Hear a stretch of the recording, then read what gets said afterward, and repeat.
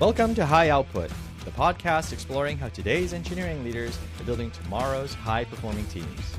I'm your host, William Chang, and each episode we sit down with visionary engineering leaders who are forging new paths in a rapidly evolving field. Join us as we gain a window into tomorrow's software organizations and discover what's next for our profession and the entire software industry. This episode is brought to you by Maestro AI. Engineering leaders, let's be real, understanding how your team's doing has never been more challenging, especially during this era of AI-powered transformation. You're trying to ship faster, keep your team healthy, and communicate value to stakeholders. That's where Maestro comes in. Maestro is an engineering visibility platform that marries smart metrics with narrative context. It enables you to understand everything that's happening in order to improve velocity, understand individual and team output, and make better decisions faster. Visit getmaestro.ai for more info, because you don't know everything, but Maestro does. All right. Joining us today is Gaurav Gargate, VP of Engineering at Confluent. Gaurav is a veteran of the enterprise world, having spent over a decade leading core engineering efforts at both Box and Microsoft. Today, he runs the teams responsible for security, identity, and infrastructure, powering Confluent's cloud-native data streaming platform. He's also a dedicated mentor and a sought-after speaker on distributed systems and leadership. Gaurav, it's fantastic to have you here. Welcome to the show. Thanks, William. Thanks for having me. Well, let's jump right into it. Please tell me, how did you start your career? How did you get from just freshly graduated to today? Yeah, definitely a lot of gray hair to tell you more about my career in general. I graduated engineering in India, and then back then it was like the norm to go join one of the big, large IT companies. But I chose to join like a small 15-person startup. Didn't know what we were doing, but it was fun. I learned a ton there, spent a couple of years as the company evolved into something very beautiful. I moved to the US after that and still tried to do something on my own. I had this small product launched, which was helping people capture their emotions as they go through the day. Well, the product didn't do much, and I didn't go much with it. I joined Microsoft after that. Spent around 6 years. That was like the biggest company I've been at. Microsoft really taught me to be a well-rounded engineer from a hacker previously. So I deeply respect how disciplined and organized and the kind of things they teach you. After that, I joined Box pretty early. I was Series D, if I'm not wrong. And then the company has done fantastic. I was there for 6 years, held various leadership positions there. I think it's was close to 700 million when I quit. So it was a pretty long and a beautiful journey. Joined Confluent after that, Series D, and sub 100 million. And today it's a $1.1 billion business. So extremely fortunate to be to be there with Confluent and experiencing and growing and 10xing the entire company. So yeah, very, very Amazing. fortunate and thankful for the fantastic experience. Amazing. And it's pretty unique to have, startup experience first. I've talked to some guests who start off in big company and then say, oh, that's enough of that, time to go do a startup. But you started doing startup and then jumped into the larger, bigger and larger companies afterwards. Tell me about your thought process there. What did you like about one versus the other? Yeah, the first choice of starting a startup right out of college was heavily influenced by like a mentor and a cousin of mine. And the real intent there is, look, for the first decade of your life, or let's say for the first few years of your life, someone's actually paying you to learn. And that stuck with me. And for me, joining a startup was, it's like being thrown into the deep end. Every few months or so, you learn something new, you try to build something different. It's a very high agency environment where Hmm. nobody's actually going to stop you from experimenting because the survival depends on your experimentation. So I believe that was like the motivation is just to learn, just to absorb and be a sponge to get all the knowledge and information. Of course, when Amazing. you go, yeah. Oh, no, keep going. I was just gonna say, like the switch to Microsoft was really where you realize that okay, you've learned like lots of different things, but Microsoft teaches you what does it take to really ship an enterprise product used by tons of users and actually make something that people will pay a lot of money for. So that's the discipline, that's the well-roundedness that Microsoft gave me. Makes sense. Makes sense. Yeah. And as your career has progressed, you also went from IC, being hands down in the code to being in these leadership positions. Um, how have you thought about that transition? I mean, it seems like you're very happy where you are now, but how did your mentality evolve as time passed? Look, the mentality has definitely evolved. It's usually this when you make the switch from an individual contributor to, let's say, a manager managing other contributors, it's a little bit of a mental model switch that you go through. For me, it was a little bit of a natural phase. I spent close to 8, 9 years being an individual contributor, and you start realizing what you're good at. For me, being able to have like almost like two parallel threads in your mind, one about the day-to-day immediate action, and the second one is a little bit more about a forward looking what's happening broader context, and being able to juggle both of them and context switch between both of them was really the thing that helped me pursue or be spotted to start becoming as a manager. And ever since that, I believe like that core principle of constantly able to juggle different contexts and switch between those context windows is pretty much like the core essential part of the role. And that's really stayed with me. What tactically, when you're doing that, is it just a mental switch, or do you use tooling or something to help you with that? Like, are there tactically, are there any tricks to that? Because you're very busy now, right? You're managing large teams. The company is doing fantastic, probably moving very fast, new initiatives all the time. How do you keep all those priorities in your head at the same time? Yeah, look, one thing you realize very quickly is there's a limit to how much you're going to just keep everything in your head. And there's no harm in accepting or admitting that you can only have so much. So a couple of things actually from a pure tactics perspective, you need to make sure you can compartmentalize the work pretty well. So if needed, take a break in between switching contexts, kind of have a breather, walk around, whatever it takes. Different people have different strategies. I do a lot of walking between my context switches, so that's one. I've tried tons of like fancy stuff, but I've ultimately came down to simple checklists and notes taking. I don't think you replace that.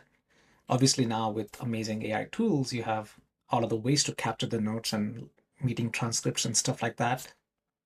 But I still love the old school ways of a simple notebook on my desk or a simple editor on my desk on my desktop to kind of capture my quick notes. Typically, I've realized just a 3 or 4 minute or a couple of minutes of prep before getting into a conversation, a discussion, a decision making meeting is helps a lot. It clears your mind, gets you well set up, uh, because it's all about the frame of mind in which you approach a certain conversation. Yeah, yeah, that makes sense. That makes sense. And especially now when you're concerned, not just at the individual level, but also at the team level, um, you have to. It's like you have to move that team context in, right? Of what the team's priorities are and everything like that. Yeah, Um, that must be pretty tricky. it is. You start to enjoy doing it once you've started experiencing a lot. Obviously, I've probably done a lot of mistakes, so it's not like a clean slate all the time. It's a multivariant equation, and different variables have different weights at different periods of time, at different phases of the company, different phases of the team itself. So yeah, it's a part science, part art, and that's why it's fun. That's why it's so challenging. Yeah, yeah, yeah. And it sounds like you do really enjoy the people management piece of it, as much as the technical side. Mhm. Totally. Yeah, look, ultimately, we are in the role to build technology, but we build technology with amazing people. So if you think about it, there's just only two assets for a certain organization. It's the IP and the people. So you got to enjoy both of it. You got to spend quality time on both the areas, and you got to really invest in both spaces to actually make it into a successful business. Yeah, so that's why there's a lot of thinking about people stuff. I know we have spoken about the blog in the past, which I write. So that's where a lot of that content and um, emotions are coming out of. Yeah, yeah, yeah. Well, how do you foster the people in your organization? There are companies that go as heavy-handed as, hey, you have training for people very often, or a lot of mentorship opportunities, and then there are other companies that just say, hey, figure it out on your own. I guess, what's your strategy for fostering the people in your team and making sure they're happy, and they are your core resource really at the company? Absolutely.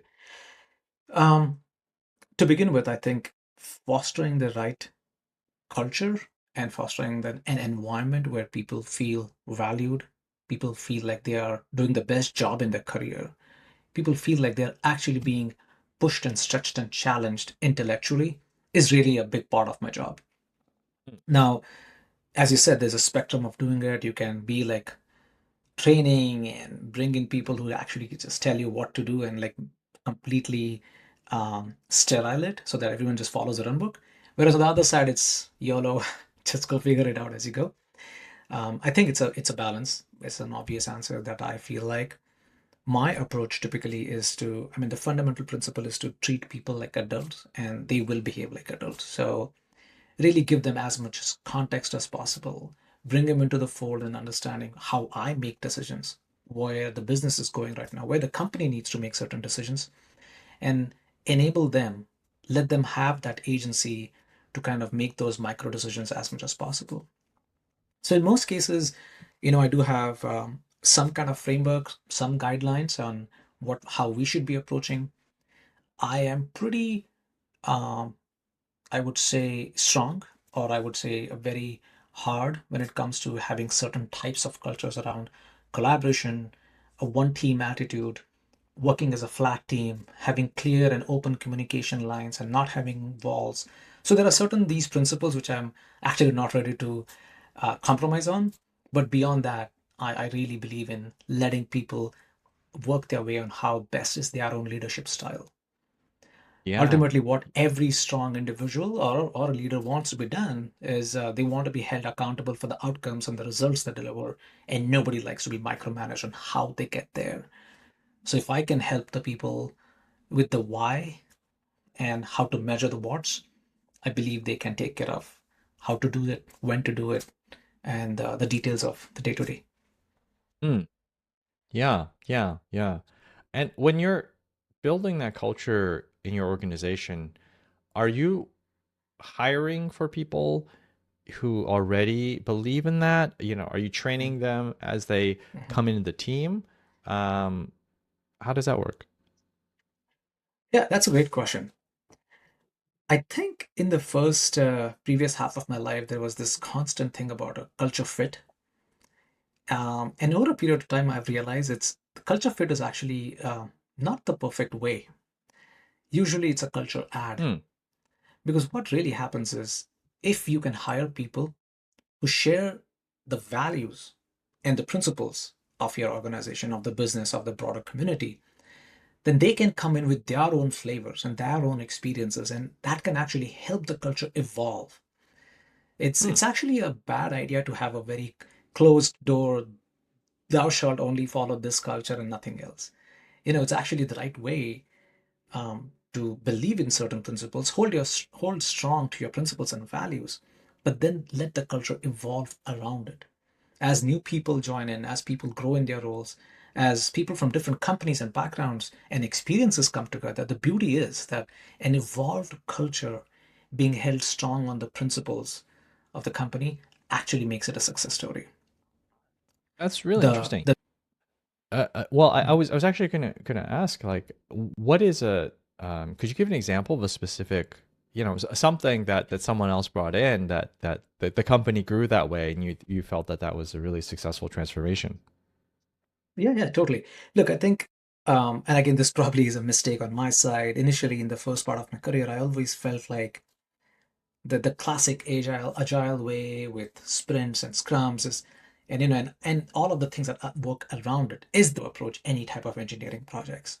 I remember vividly there was a leader who we hired and super well aligned on the principles of great project management, execution pays your bill, make sure there's visibility and traceability of the work. However, that person's approach was different. He was almost like, look, I don't necessarily care about the book process, whether you call it an agile or you call it a scrum or you call it something else.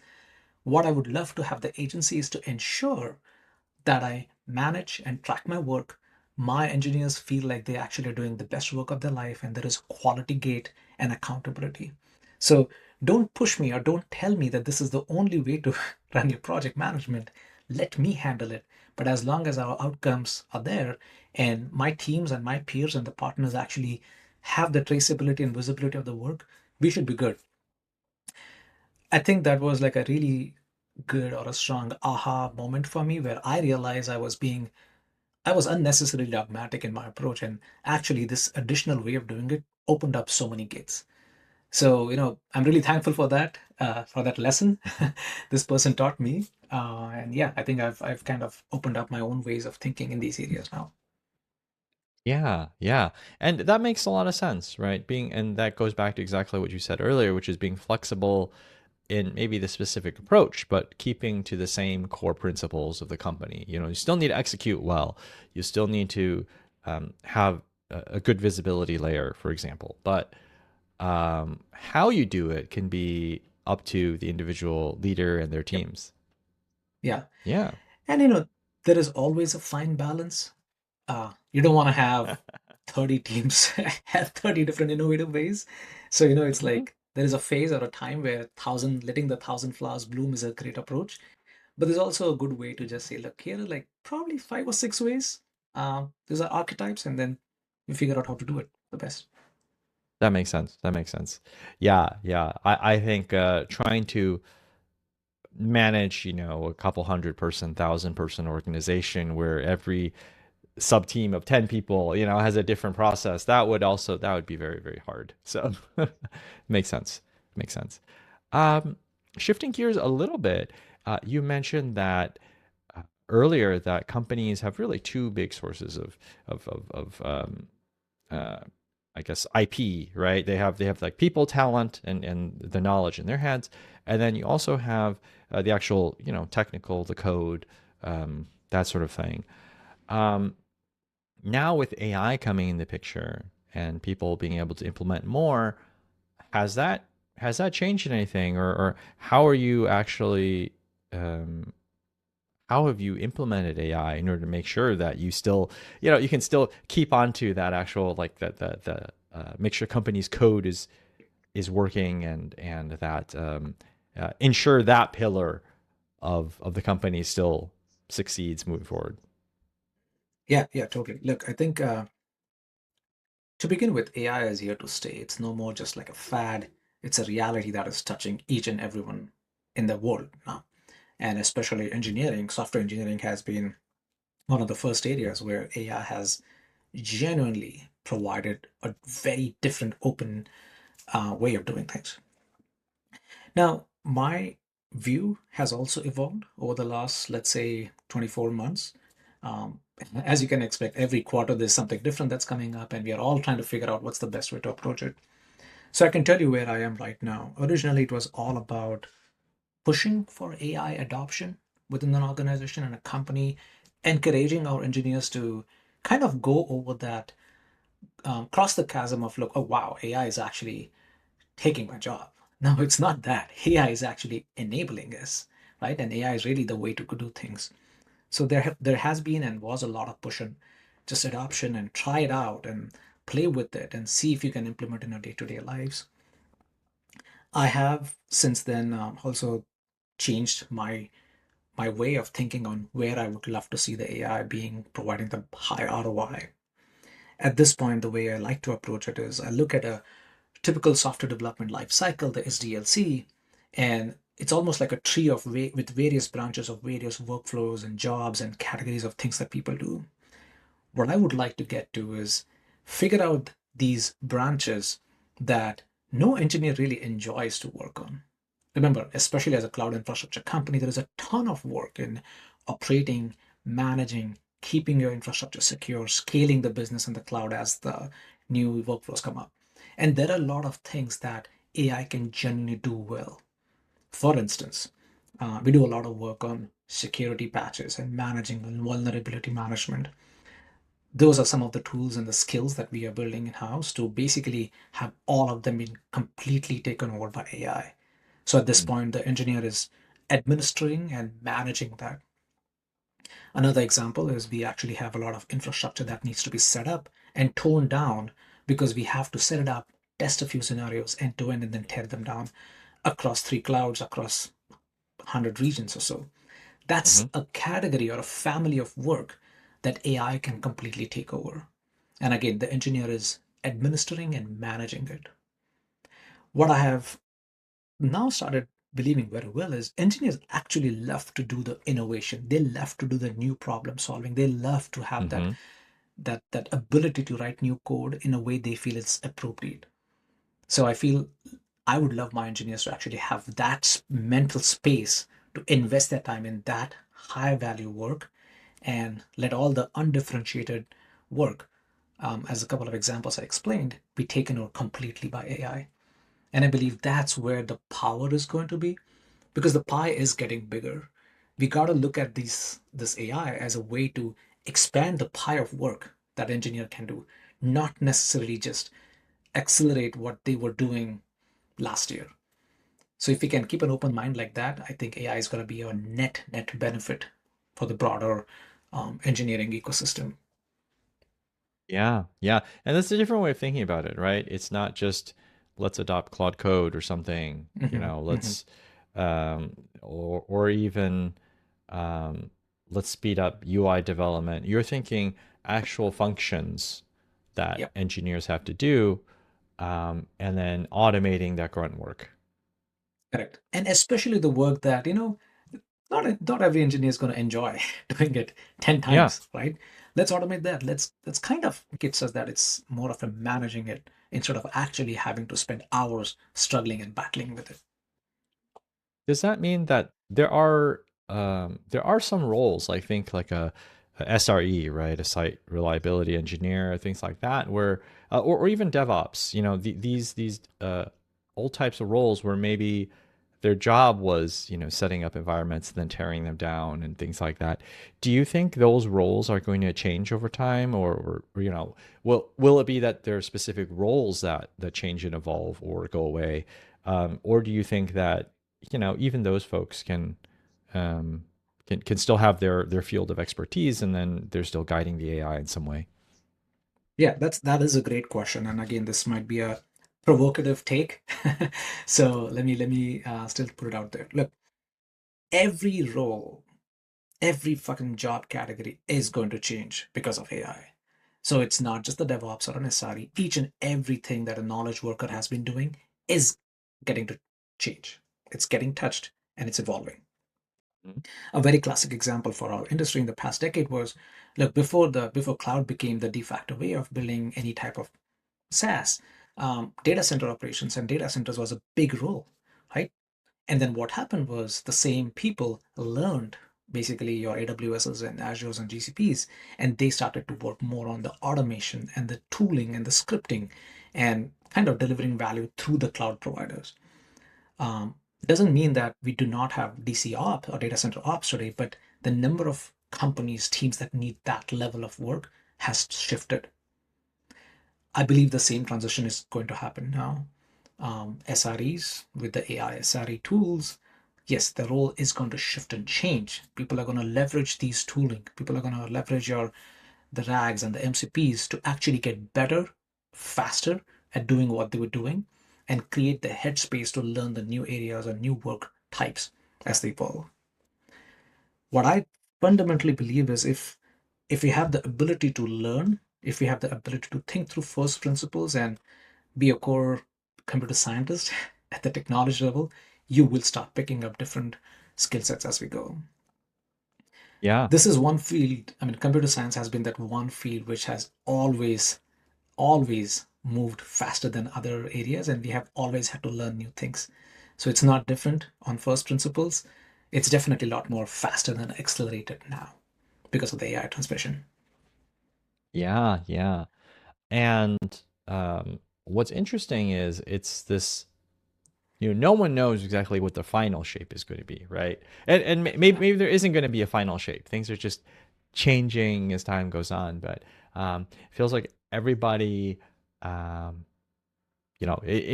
you need to have top down ideas on how you can improve things. You need bottom up ideas. It's this really, really exciting time. Yeah, absolutely. I think it is exciting. It's challenging for sure, and it's a little unsettling.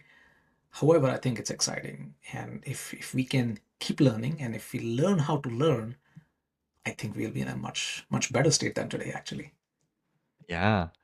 What is that? If you had to go back and tell your younger self, or someone just graduating today, right, with a computer science degree, what advice would you give them? How do they prepare for this changing world? No, it's no longer good enough just to learn, I don't know, some JavaScript framework and call it a day, right?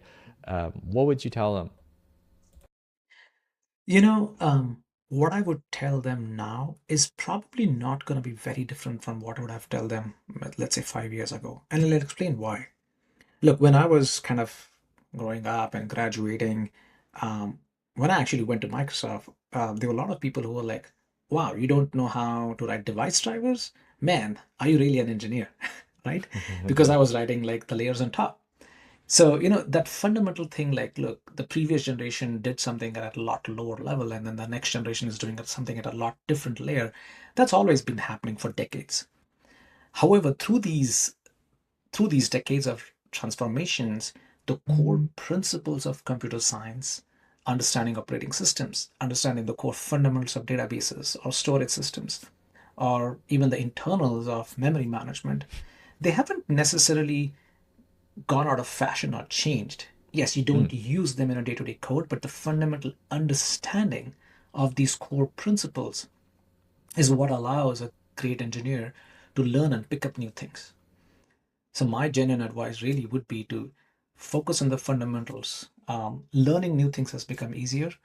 Building and experimenting and writing new POCs has become a lot easier than before. So if people can really genuinely spend time in understanding the core fundamental building blocks of computer science, applying them to learn and build new things is actually going to be easier going ahead. Mm. That's an interesting take. Really, it's as long as you are willing to learn, now you can Absolutely. actually learn faster, right? And You can learn um, faster. You're not limited by the medium on where you want to learn. Back then it was only the elite colleges and special courses that would you give you. Now it's a matter of just on your phone. Everything's right there. Anyone with an intent and willingness to learn can learn a lot. what about expanding the aperture a little bit? What about not just CS, but um, anybody, let's say graduating college, would you advise them to learn some of these CS fundamentals? Because it seems like there's also, because you can learn so fast, you can go and uh, build something yourself very, very quickly. Like, if you were to back in your first startup days, with those 15 people, you guys could have built something much, much larger, than you could have back in the past. Absolutely, absolutely. I think now it's a fantastic time to build.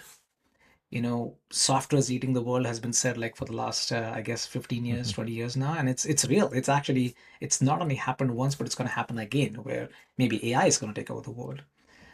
This is a fantastic opportunity for folks with the right attitude and the willingness and the entrepreneurial skills to actually go build stuff quickly, work closely with their customers because the feedback loop from our customers are also becoming smaller and simpler.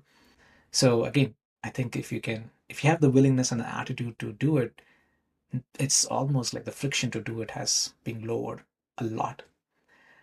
So it's more than I'm more of a positive and a non-doomsday AI believer. So I believe the Jevons paradox is actually going to help here, where because it's so easy to go create new products and services and value add to the life, people will be consuming more, as well as there will be opportunities to produce more to the builders.